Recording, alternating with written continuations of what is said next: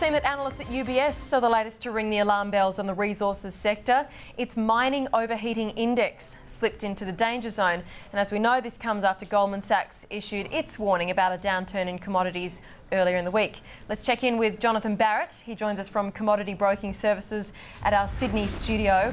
And Jonathan, that call from UBS seems to have translated through to cutting of profit forecasts for Rio Tinto specifically here in Australia.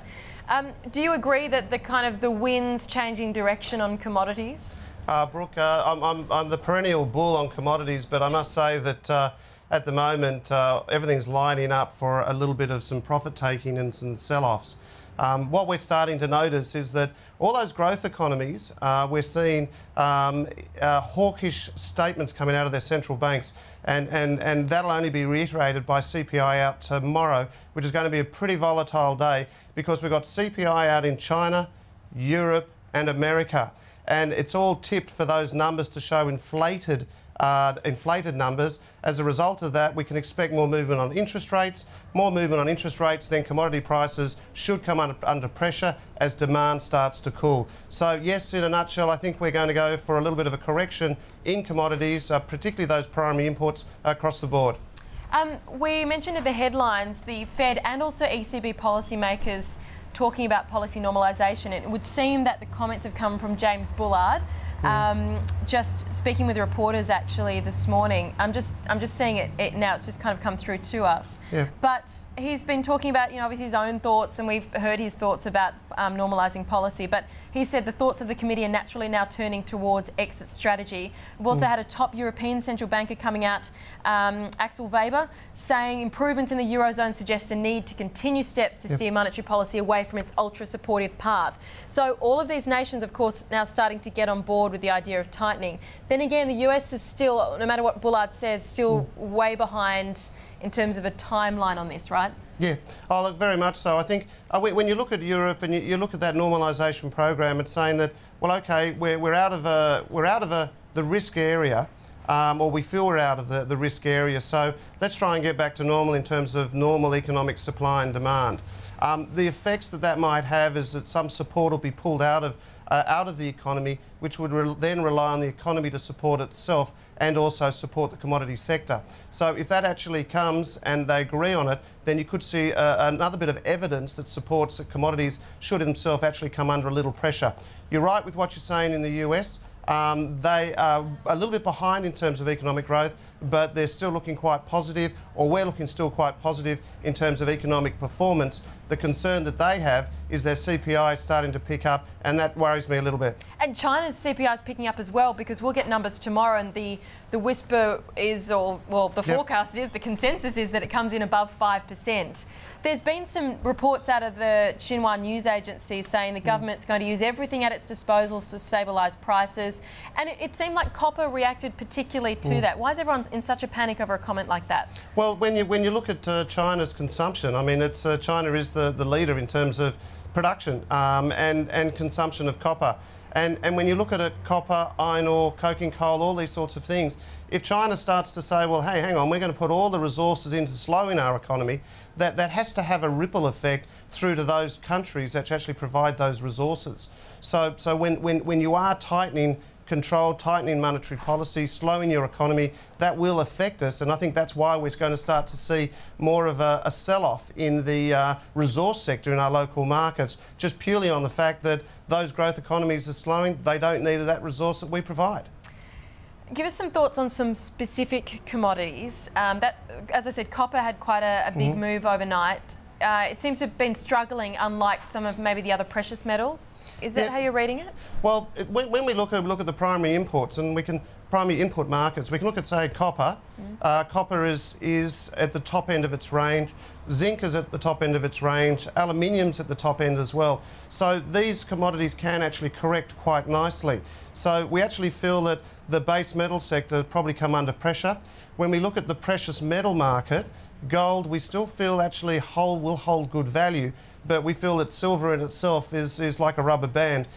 When you look at it, the actual gold-silver ratio is only trading a couple of dollars off the low when the Hunt brothers tried to corner the silver market. So if anything, when we look at the precious metals, we're actually thinking, well, if we've got these inflationary effects, gold should look okay. Silver's run too far, so we actually think buying gold, selling silver on the precious metal side is probably the right way to go. We've got thoughts about a fairly muted move for the overall market today. I'm talking equity markets.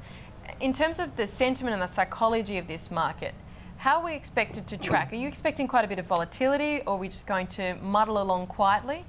Look, I feel that we're going to see some volatility, and I think the market is starting to factor in that, you know, like if our major suppliers or if the major consumers of our resource start to come under pressure, then that has to have a fall-through effect into some of the prices in some of our resource sectors. As a result of that, I think that our market can drag lower. Remember, we've tried to get through 5,000 a couple of times, and we just haven't got the economic feeling to actually push through 5,000 at the moment. So I'd probably expect to see a deeper correction for the local market and probably see it trade back, or maybe back to that 4,200 level. Where are we at with the worry issues for the markets? I mean, we were talking for weeks about Japan, and we were talking about Libya, among other things. Are they still worry issues for the market, or are they known unknowns and we've kind of moved on from those? I think we've moved on. I mean, when you look at Libya, and the interesting thing with Libya is that that oil has actually come under pressure over the last week or so, and we probably expect oil to continue. When you see economies tightening up, the slack or the supply that Libya would always put to the market, although placated by Saudi Arabia, we still are awash with oil. So that Middle Eastern concerns, that Gulf concerns, I think people are discounting quite a lot. As a result of that, that premium in oil, I think, will come under pressure and probably see crude trading back to 100 over the coming weeks. You combine that with a little bit of a slow growth, then you can start to see that pressure point, I think, won't be with us until something happens. So oil comes under pressure. Japan, I think, is still a worry, purely because we've got a question mark on where they're heading in terms of their demand for resources. We feel that it should pick up, but at the moment I think we're still trying to work out where they are. So I think in terms of the worry spots, I think I'm going to put my money, I guess, on the US economy and how they're going to continue to keep the economy bulled up in terms of their stimulus packages. So that to me is probably the big concern, and also China in terms of how they're going to control their inflationary pressures. Just when you talk of US stimulus packages, you're talking US Fed Reserve stimulus that's been offered, as in the winding up of QE2? You got it, absolutely. Trying to get that economy to stand on its own 2 feet without this injection, I think it's going to be it's going to weigh a lot on people's minds. Because, you know, if all of a sudden you take that intravenous drip out of it, you know, has it got that ability, particularly when we see crude oil inventories at 7-year highs. So who's consuming things? Well, and this is a question we were speaking about as well this morning.